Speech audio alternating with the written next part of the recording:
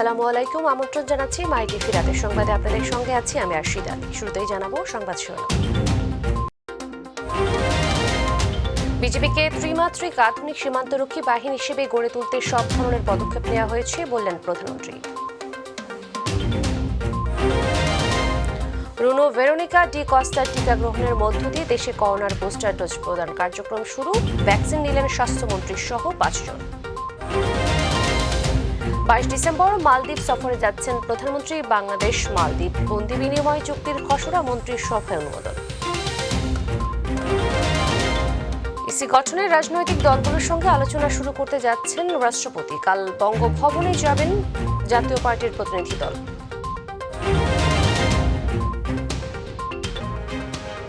বলছিলাম সংবাদ শিরোনামগুলো, এবারে বিস্তারিত।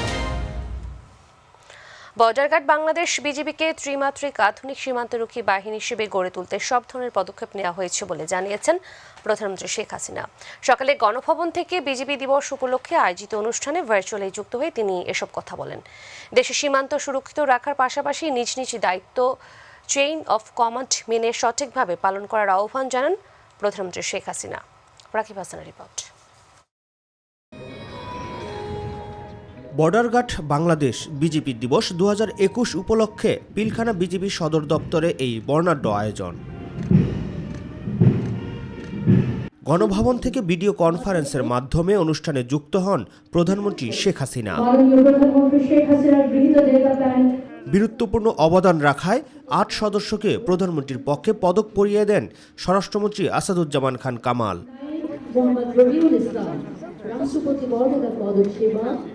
প্রধানমন্ত্রী তার বক্তব্যে নারী পাচার ও মাদক চোরাচালান রোধে বিজেপির ভূমিকার প্রশংসা করে ত্রিমাত্রিক এই বাহিনীর আধুনিকায়নে সরকারের নেওয়া নানা পদক্ষেপের কথা তুলে ধরেন। এই বাহিনীকে আরো শক্তিশালী এবং গতিশীল করার লক্ষ্যে বাংলাদেশের দায়িত্বপূর্ণ এলাকা পুনর্বিন্যাস করে 5 জন অতিরিক্ত মহাপরিচালকের নেতৃত্বে 5টি রিজিয়নে বিভক্ত করা হয়েছে। বর্ডার গার্ড বাংলাদেশকে আধুনিক সীমান্তরক্ষী বাহিনী হিসেবে রূপান্তরের নিমিত্তে বর্ডার গার্ড বাংলাদেশ ভিশন 2041-এর পরিকল্পনাও আমরা গ্রহণ করেছি। সীমান্তে অতন্ত্র প্রহরী হিসেবে সততার সাথে কাজ করতে বাহিনীর সদস্যদের প্রতি নির্দেশনা দেন তিনি। একটি কথা সবসময় মনে রাখতে হবে, শৃঙ্খলা এবং চেইন অফ কমান্ড শৃঙ্খলা বাহিনীর সবচেয়ে গুরুত্বপূর্ণ চালিকা শক্তি। কখনো শৃঙ্খলা ব্যাঘাত ঘটাবেন না। আমার বিশ্বাস, জাতির পিতার প্রত্যাশিত আধুনিক সীমান্তরক্ষী বাহিনী হিসেবে বর্ডার গার্ড বাংলাদেশ এগিয়ে যাবে তার অভিষ্ট লক্ষ্যে এবং বাংলাদেশের মানুষের আস্থার প্রতীক হয়ে সীমান্তের অতন্ত্র প্রহরী হিসেবে তার অগ্রযাত্রা অব্যাহত রাখবে।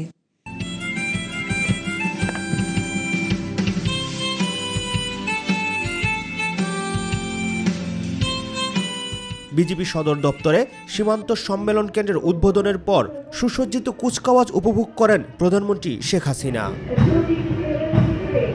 রাকিব হাসান, মাই টিভি, ঢাকা। রুনো ভেরোনিকাকে দিয়েই বাংলাদেশে শুরু হলো করোনা টিকার বুস্টার ডোজ প্রদান কার্যক্রম। রাজধানী বিসিপিএস অডিটোরিয়ামে এই কার্যক্রমের উদ্বোধন করেন স্বাস্থ্যমন্ত্রী জাহিদ মালেক। দেশে টিকার যথেষ্ট মজুদ রয়েছে জানিয়ে বুস্টার ডোজের পাশাপাশি টিকার অন্যান্য কার্যক্রম চলমান থাকবে বলেও জানান স্বাস্থ্যমন্ত্রী। প্রথম দিন টিকা নেন স্বাস্থ্য, পররাষ্ট্র, আইন, মৎস্য ও প্রাণী সম্পদ এবং ডাক ও টেলিযোগাযোগ মন্ত্রী। রাকিব হাসানের আরও একটি রিপোর্ট।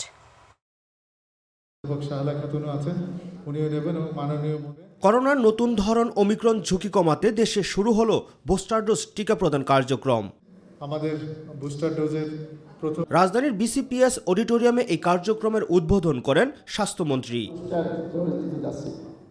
বেশ কয়েকটি কোম্পানি ও দেশের টিকা বাজারে থাকলেও কোভিড-19 ভ্যাকসিনের তৃতীয় বা বুস্টার ডোজ হিসেবে বাংলাদেশের জন্য ফাইজারকে চূড়ান্ত করা হয়েছে বলে জানান জাহিদ মালেক। আমরা জানি বেশ কয়েক ধরনের ভ্যাকসিন আমরা দিয়েছি, যেমন ফাইজার দিয়েছি, মডার্না দিয়েছি, সিনোভ্যাক, সিনোফার্ম, অ্যাস্ট্রাজেনিকা। এই কয়েকটি ভ্যাকসিন আমরা আমাদের জনগণকে দিয়েছি। WHO প্রোটোকল অনুযায়ী আমরা দিয়েছি। এখনও বুস্টার ডোজ যা দিব WHO প্রোটোকল অনুযায়ী। এখন আমরা বুস্টার ডোজ হিসেবে প্রাথমিক পর্যায়ে ফাইজার দিব এবং ফাইজার সকলেই নিতে পারবে বুস্টার ডোজ হিসেবে। দেশে প্রথম টিকা নেয়া স্বাস্থ্যকর্মী রুনু ভেরোনিকাকেই দেয়া হলো প্রথম বুস্টার ডোজের টিকা। এরপর একে একে বুস্টার ডোজের টিকা নেন অধ্যাপক সাহারা খাতুন, স্বাস্থ্যের ডিজি আবুল বাশার মোহাম্মদ খুরশিদ আলম, পররাষ্ট্রমন্ত্রী একে আব্দুল মোমেন, আইনমন্ত্রী আনিসুল হক, মৎস্য ও প্রাণী সম্পদ মন্ত্রী সম রাজাউল করিম, স্বাস্থ্যমন্ত্রী জাহিদ মালিক সহ আরও কয়েকজন। টিকা নেয়ার পর নিজের অনুভূতি জানান রুনু ভেরোনিকা এবং খাদিজা খাতুন। আমি রুনু ভেরোনিকা কস্টা, গত 27 জানুয়ারি 2021 প্রথম ভ্যাকসিন নিয়েছিলাম, কোভিডের ভ্যাকসিন। আর আজকে আমি বুস্টার ডোজ হিসেবে প্রথম ভ্যাকসিন নিলাম। আমি এখন নিলাম, আমার কোনো সমস্যা হয়নি, আমি কোনো ভয় পাইনি বা আমার কোনো সমস্যা দেখা দিচ্ছে না, এই জন্য আমি খুব খুশি। পররাষ্ট্রমন্ত্রী একে আব্দুল মোমেন বলেন 85% কার্যকর এই টিকার বুস্টার ডোজ পর্যায়ক্রমে সারা দেশেই দেয়া হবে।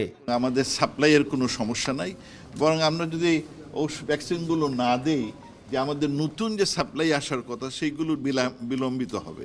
সেই জন্যে এই প্রোগ্রামটা শুরু হয়েছে এবং হোপফুলি, কারণ এইটা শুনছি খুব ভালো এই যে ভ্যাকসিনটা, তার ফলে আপনার ওই অন্য কোনো ধরনের নতুন নতুন ভেরিয়েন্ট ওই 85% নাকি protective even for the new variant Omicron. তবে প্রথম ও দ্বিতীয় ডোজের টিকা আগের নিয়মেই চলবে বলে জানান স্বাস্থ্যের অতিরিক্ত মহাপরিচালক ডাক্তার সেব্রিনা ফ্লোরা। আমরা এখন ফাইজারের টিকা দিচ্ছি, কারণ আমরা এই যাদের 6 মাস হয়েছে তাদের বেশিরভাগই অ্যাস্ট্রাজেনেকা টিকা পেয়েছিল এবং বিশ্ব স্বাস্থ্য সংস্থার অনুমোদন অনুযায়ী তৃতীয় ডোজের টিকাটা আমরা অন্য যে কোনো টিকা দিতে পারি, কিন্তু প্রথম এবং দ্বিতীয় ডোজ আমরা যেভাবে দিচ্ছিলাম একইভাবে দিব। এখানে মিক্স অ্যান্ড ম্যাচের ব্যাপারে আমাদের কোনো সিদ্ধান্ত এখনো হয়নি। রাকিব হাসান, মাই টিভি, ঢাকা। দেশে করোনা ভাইরাসে আক্রান্ত হয়ে আরও একজনের মৃত্যু হয়েছে। এ নিয়ে করোনায় মারা গেলেন মোট 28,048 জন। 24 ঘন্টায় 211 জনের দেহে করোনা শনাক্ত হয়েছে। এ পর্যন্ত করোনায় আক্রান্ত হয়েছেন 15,81,083 জন। বিকেলের স্বাস্থ্য অধিদপ্তরের সংবাদ বিজ্ঞপ্তিতে এই তথ্য জানানো হয়। 24 ঘন্টায় সুস্থ হয়েছেন 168 জন। এ পর্যন্ত করোনা মুক্ত হয়েছেন 15,45,571 জন। 24 ঘন্টায় নমুনা পরীক্ষা বিবেচনায় করোনা শনাক্তের হার 1.22%। এ পর্যন্ত করোনা শনাক্তের গড় হার 14.03%। সুস্থতার হার 97.75%। 22 ডিসেম্বর বিশেষ ফ্লাইটে প্রধানমন্ত্রী শেখ হাসিনা মালদ্বীপ সফরে যাচ্ছেন বলে জানিয়েছেন পররাষ্ট্রমন্ত্রী ডক্টর একে আব্দুল মোমেন। বিকেলে ফরেন সার্ভিস একাডেমিতে সংবাদ সম্মেলনে তিনি জানান প্রধানমন্ত্রী 22 থেকে 24 ডিসেম্বর পর্যন্ত মালদ্বীপ সফর করবেন। সফরকালে বাংলাদেশের পক্ষ থেকে মালদ্বীপকে 13টি সামরিক যান উপহার দেওয়া হবে। প্রধানমন্ত্রীর সফরকালে দুই দেশের মধ্যে দ্বিপক্ষীয় বিভিন্ন বিষয়ে আলোচনা হবে। এছাড়া দু দেশের মধ্যে বেশ কয়েকটি সমঝোতা স্বাক্ষর করার কথা রয়েছে বলেও জানান পররাষ্ট্রমন্ত্রী ডক্টর একে আব্দুল মোমেন। 22 ডিসেম্বর তারিখে বিশেষ ফ্লাইট যুগে মাননীয় প্রধানমন্ত্রী মালেতে অবতরণ করবেন। 23 ডিসেম্বর তারিখে সকাল 10:30টায় প্রেসিডেন্ট ইব্রাহিম মোহাম্মদ সলিহ আনুষ্ঠানিকভাবে মাননীয় প্রধানমন্ত্রীকে স্বাগত জানাবেন। গার্ড অব অনার গ্রহণ শেষে মাননীয় প্রধানমন্ত্রী প্রেসিডেন্সিয়াল প্রাসাদে গমন করবেন। উক্ত ভেন্যুতে মাননীয় প্রধানমন্ত্রীর সাথে মালদ্বীপের প্রেসিডেন্টের দ্বিপাক্ষিক বৈঠক অনুষ্ঠিত হবে। মালদ্বীপের কারাগার থেকে বাংলাদেশি বন্দীদের দেশে ফিরিয়ে আনা এবং বাংলাদেশে মালদ্বীপের বন্দীদের সে দেশে ফেরাতে বাংলাদেশ মালদ্বীপ বন্দী বিনিময় চুক্তির খসড়ার অনুমোদন দিয়েছে বাংলাদেশ সরকার। সকালে প্রধানমন্ত্রী শেখ হাসিনার সভাপতিত্বে অনুষ্ঠিত মন্ত্রী পরিষদ বৈঠকে এই অনুমোদন দেওয়া হয়। এতে গণভবন থেকে ভার্চুয়ালি যুক্ত হন প্রধানমন্ত্রী শেখ হাসিনা। এছাড়াও বাংলাদেশ ইউনানি ও আয়ুর্বেদিক চিকিৎসা শিক্ষা আইন এবং বাংলাদেশ চিকিৎসা শিক্ষা অ্যাক্রিডিটেশন আইনের খসড়া নীতিগত অনুমোদন দিয়েছে মন্ত্রী পরিষদ। বৈঠক শেষে সংবাদ সম্মেলনে বিস্তারিত তুলে ধরেন মন্ত্রী পরিষদ সচিব খন্দকার আনোয়ারুল ইসলাম।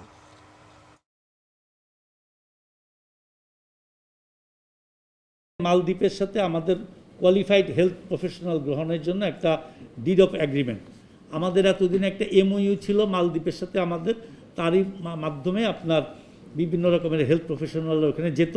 তো মালদ্বীপ এটা বলছে 2024 পর্যন্ত ইনক্রিজ করতে এবং এটাকে অ্যাগ্রিমেন্টের মধ্যে নিয়ে আসতে। নট এমওইউ তো বাইন্ডিং থাকে না, কিন্তু অ্যাগ্রিমেন্ট করলে একটা বাইন্ডিং হবে। নির্বাচন কমিশন গঠনে রাজনৈতিক দলগুলোর সঙ্গে আলোচনা শুরু করতে যাচ্ছেন রাষ্ট্রপতি মোহাম্মদ আব্দুল হামিদ। 20 ডিসেম্বর সংসদের প্রধান বিরোধী দল জাতীয় পার্টির সঙ্গে আলোচনা দিয়ে এই প্রক্রিয়া শুরু হবে।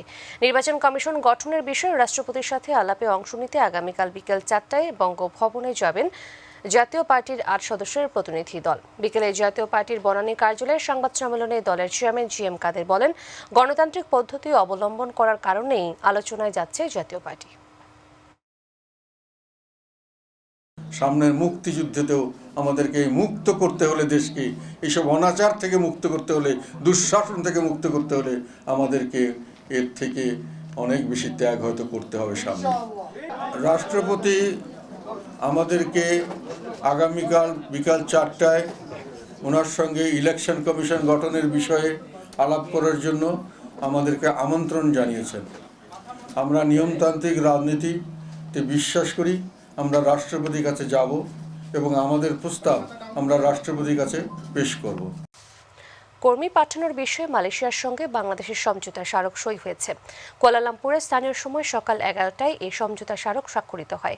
মালয়েশিয়ার পক্ষে দেশটির মানব সম্পদ মন্ত্রী M সারাভারান এবং বাংলাদেশের পক্ষে প্রবাসী কল্যাণমন্ত্রী ইমরান আহমেদ সমঝোতা স্মারক সই করেন।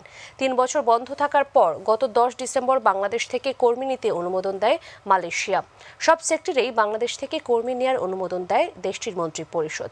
আগের চেয়ে এবারের সমঝোতা স্মারকে বেশ কিছু বিষয় পরিবর্তন হয়েছে। এর মধ্যে উল্লেখযোগ্য G2G+ পদ্ধতি উল্লেখ থাকছে না। যুক্ত হচ্ছে মালয়েশিয়ার রিক্রুটিং এজেন্সি, থাকছে কর্মীদের বাধ্যতামূলক বীমা, দেশে ফেরার ব্যবস্থা ও খরচ বহন করবে নিয়োগদাতা। চুক্তির মেয়াদে কর্মীদের দায়িত্ব নিতে হবে মালয়েশিয়ার রিক্রুটিং এজেন্সিকেও। কর্মীদের বয়স নির্ধারণ করা হয়েছে 18 থেকে 45 বছর পর্যন্ত। বর্তমান সরকার মানুষের সব অধিকার কেড়ে নিয়ে ক্ষমতায় চেপে বসে আছে বলে মন্তব্য করেছেন বিএনপির মহাসচিব মির্জা ফখরুল ইসলাম আলমগীর। তিনি বলেন, বারবার আবেদন করার পরও খালেদা জিয়ার সুচিকিৎসার কোনো ব্যবস্থা গ্রহণ করা হচ্ছে না। দুপুরে নয়াপল্টনে দলের কেন্দ্রীয় কার্যালয়ের সামনে মহান বিজয় দিবস উপলক্ষে আয়োজিত র্যালিতে তিনি এসব কথা বলেন। আজকের এই র্যালি বাংলাদেশের মানুষের নতুন করে সংগ্রাম শুরু করবার র্যালি। আজকের এই র্যালি বাংলাদেশের গণতন্ত্রকে ফিরিয়ে আনবার র্যালি। তাই বন্ধুগণ, আসুন আজকে এই র্যালির মধ্য দিয়ে আমরা সেই শুভ সূচনা করি, যে সূচনার মধ্য দিয়ে আমরা আমাদের দেশের বেগম খালেদা জিয়াকে মুক্ত করতে পারবো, তাকে আমরা সুচিকিৎসার ব্যবস্থা করতে পারবো। ভর্তি যুদ্ধের নেতিবাচক চর্চা থেকে বেরিয়ে এসে ইতিবাচক মনোভাব নিয়ে এগোচ্ছে দেশের শিক্ষা ব্যবস্থা বলে মন্তব্য করেছেন শিক্ষামন্ত্রী ডক্টর দীপু মনি। তিনি জানান, আগামী বছরের জন্য সরকারি স্কুলগুলোয় প্রথম থেকে নবম শ্রেণী পর্যন্ত ভর্তির জন্য 2,76,641 জন শিক্ষার্থী নির্বাচিত হয়েছে। বিকেলে জাতীয় শিক্ষা ব্যবস্থা একাডেমিতে 2022 শিক্ষাবর্ষে বেসরকারি মাধ্যমিক স্কুলের প্রথম থেকে নবম শ্রেণীর পর্যন্ত ডিজিটাল লটারির মাধ্যমে ভর্তির ফলাফল প্রকাশ অনুষ্ঠানে তিনি এসব কথা বলেন। পুরো যে একটা নেতিবাচক একটা চর্চা, সেটাকে দূর করবার জন্য আমরা ভাবছিলাম আগে থেকেই যে আমরা কি করে এটা করব, এবং সেই জন্য লটারির কথাটা আগেই ভাবা হয়েছিল। ঠিক সেই সময় এসে গেল আমাদের করোনা। এই কোভিড-19-এর সময় আমরা ভাবলাম তাহলে এটি উপযুক্ত সময়, কারণ সেই সময় পরীক্ষা নেবার মতো পরিস্থিতি ছিল না। নারায়ণগঞ্জের ফুলদায় অভিযান চালিয়ে কাভার্ড ভ্যান সহ চুরি হওয়া বিপুল পরিমাণ রপ্তানিমুখী গার্মেন্ট পণ্য উদ্ধার করা হয়েছে। এ সময় আটক করা হয়েছে 5 জনকে। সকালে ডিএমপি মিডিয়া সেন্টারে সংবাদ সম্মেলনে এ বিষয়ে বিস্তারিত জানান অতিরিক্ত পুলিশ কমিশনার KM হাফিজ আক্তার। এ সময় তিনি জানান, রাজধানীর উত্তরা পশ্চিম থানা ও মিরপুর থেকে তাদের গ্রেফতার করা হয়। KM হাফিজ আক্তার বলেন, বন্দরে পৌঁছানোর আগেই 30 থেকে 35 ভাগ রপ্তানি পণ্য চুরি করে নিত চক্রের সদস্যরা। যে কাভার্ড ভ্যানটি চট্টগ্রামে যাওয়ার কথা ছিল, সেটি আমরা ভুলতা থেকে উদ্ধার করেছি এবং এর সাথে আমরা 5 জনকে গ্রেপ্তার করি। এখনও তার ড্রাইভারটি গ্রেপ্তার হয় নাই, হলে আমরা আরও ব্যাপকভাবে জানতে পারবো। এবং মোটামুটি তার 8,053 পিস খোয়া গিয়েছিল। পৌষের শুরুতেই কমতে শুরু করেছে তাপমাত্রা। সেই তাপমাত্রা আরও কমে সর্বনিম্ন 6 থেকে 8 ডিগ্রি সেলসিয়াসে নামতে পারে। আর এর ফলে এই মৌসুমের প্রথম শৈত্যপ্রবাহ শুরু হতে পারে বলে পূর্বাভাস দেওয়া হয়েছে। আবহাওয়া অধিদপ্তরের উপপরিচালক কাউসার পারভিন বলেন, রবিবার দিবাগত রাতে তাপমাত্রা অনেক কমে যাবে আর এই অবস্থা মঙ্গলবার পর্যন্ত বিরাজ করতে পারে। বুধবার থেকে দিনের তাপমাত্রা আবার হয়তো কিছুটা বাড়তে পারে। এদিকে আজ দেশের সর্বনিম্ন তাপমাত্রা রেকর্ড করা হয়েছে পঞ্চগড়ের তেঁতুলিয়ায় 9.4 ডিগ্রি সেলসিয়াস। তবে এ মাসে গড় তাপমাত্রা স্বাভাবিক থাকতে পারে।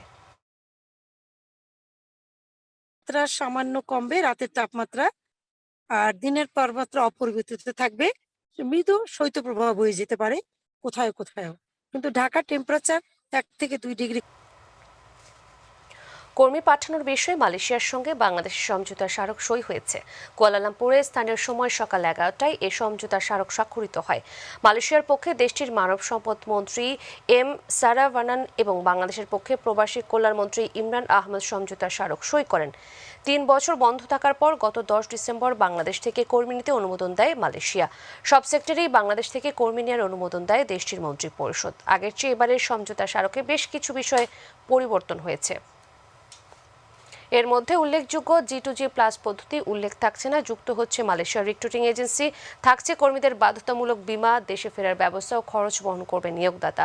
চুক্তির মেয়াদের কর্মীদের দায়িত্ব নিতে হবে মালয়েশিয়ার রিক্রুটিং এজেন্সিকেও। কর্মীদের বয়স নির্ধারণ করা হয়েছে 18 থেকে 45 বছর পর্যন্ত।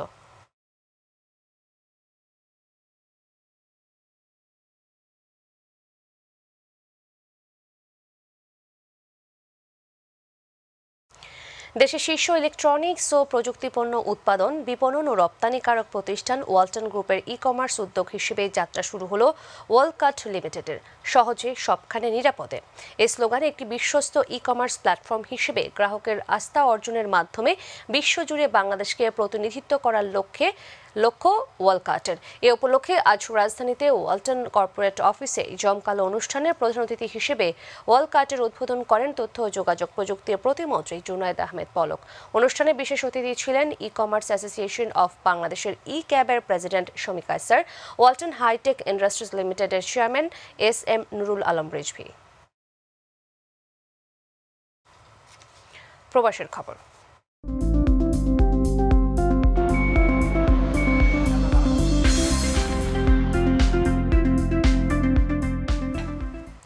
বাহরাইনে আন্তর্জাতিক অভিবাসী দিবস উদযাপন করছে বাংলাদেশ দূতাবাস।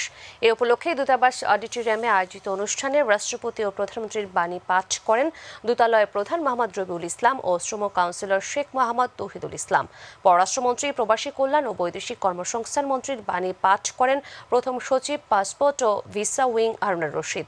শ্রম কাউন্সিলর শেখ মোহাম্মদ তৌহিদুল ইসলামের সঞ্চালনায় ও রাষ্ট্রদূত ডক্টর মোহাম্মদ নজরুল ইসলামের সভাপতিত্বে আলোচনায় বক্তব্য রাখেন বাংলাদেশ আওয়ামী লীগ বাহরাইন শাখার সভাপতি আলাউদ্দিন নূর, বাংলাদেশ সোসাইটির সভাপতি আসিফ আহমেদ, বাংলাদেশ সাংবাদিক ফোরাম বাহরাইনের সভাপতি বশির আহমেদ।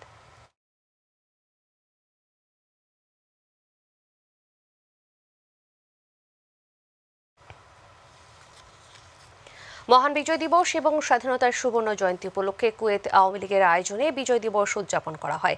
সংগঠনের সভাপতি দিদারুল আলম প্রধানের সভাপতিত্বে সাধারণ সম্পাদক মোহাইমিন খানের সঞ্চালনায় প্রধান অতিথি ছিলেন বীর মুক্তিযোদ্ধা মোহাম্মদ শাহ আলম মজুমদার। বিশেষ অতিথি ছিলেন আমরা মুক্তিযুদ্ধের সন্তান কুয়েত শাখার সাধারণ সম্পাদক মোহাম্মদ মেহেদী হাসান, চট্টগ্রাম সমিতি কুয়েতের সভাপতি জাফর আহমেদ চৌধুরী, কুয়েত আওয়ামী লীগের সহ সভাপতি মেহেদী হাসান।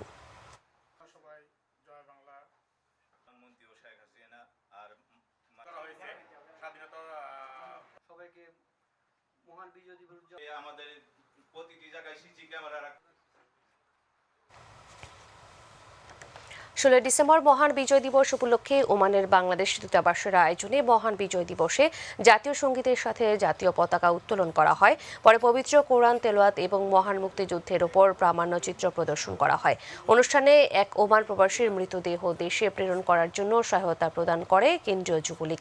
বাংলাদেশ দূতাবাসের বৈদেশিক কর্মসংস্থান মন্ত্রণালয়ে নিযুক্ত লেবার কাউন্সিলর হুমায়ুন কবিরের আহ্বানে ওমান কেন্দ্রীয় যুবলীগের আহ্বায়ক তৌহিদুল আলম তৌহিদ কাউন্সিলর মেজর হুমায়ুন কবিরের হাতে অর্থ হস্তান্তর করেন।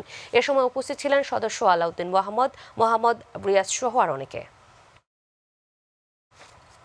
বিজয় সুবর্ণ জয়ন্তী ও জাতির পিতা বঙ্গবন্ধু শেখ মুজিবুর রহমানের জন্মশতবার্ষিকী উপলক্ষে যুক্তরাষ্ট্রের নিউ ইয়র্কে বঙ্গবন্ধু বাংলাদেশ সম্মেলন অনুষ্ঠিত হয়েছে। দিনব্যাপী আলোচনা ও সাংস্কৃতিক আয়োজনে তুলে ধরা হয় বঙ্গবন্ধুর অবদান ও 50 বছরে বাংলাদেশের এগিয়ে যাওয়ার উপাখ্যান। নিউ ইয়র্ক থেকে প্রতিনিধি মল্লিকা খানের প্রতিবেদন।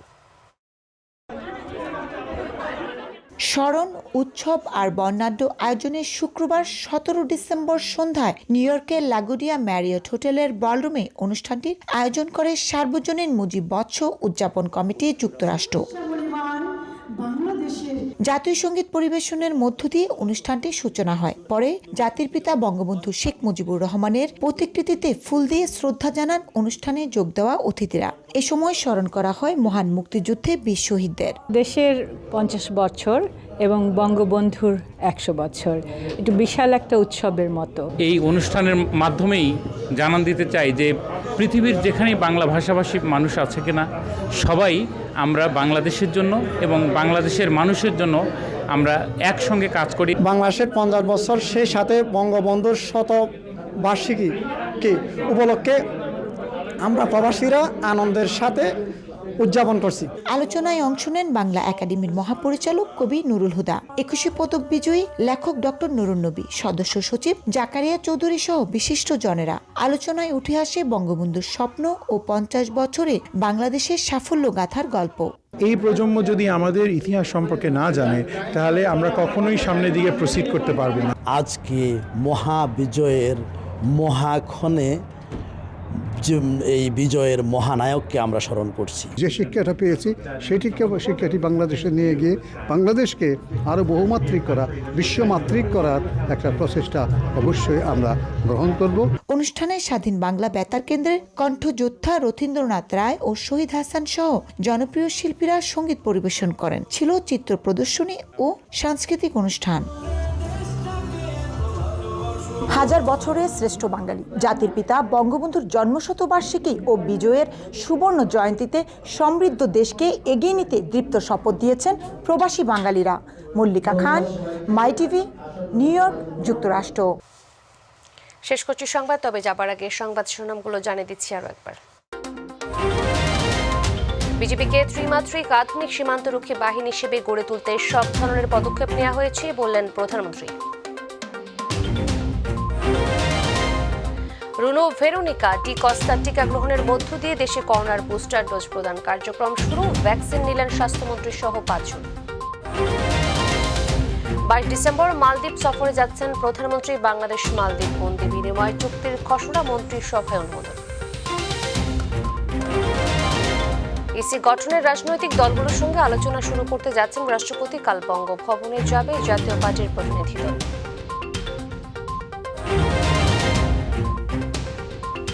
প্রিয় দর্শক, ধন্যবাদ সাথে থাকার জন্য। আমাদের পরবর্তী সংবাদ রাত 12টা 30 মিনিটে দেখার আমন্ত্রণ জানিয়ে বিদায় নিচ্ছি আমি আরশিদ আলী। প্রিয় দর্শক, করোনা সংক্রমণ রোধে সবাই সতর্ক থাকুন, অবশ্যই মাস্ক পরুন, স্বাস্থ্যবিধি মেনে চলুন। আল্লাহ হাফেজ।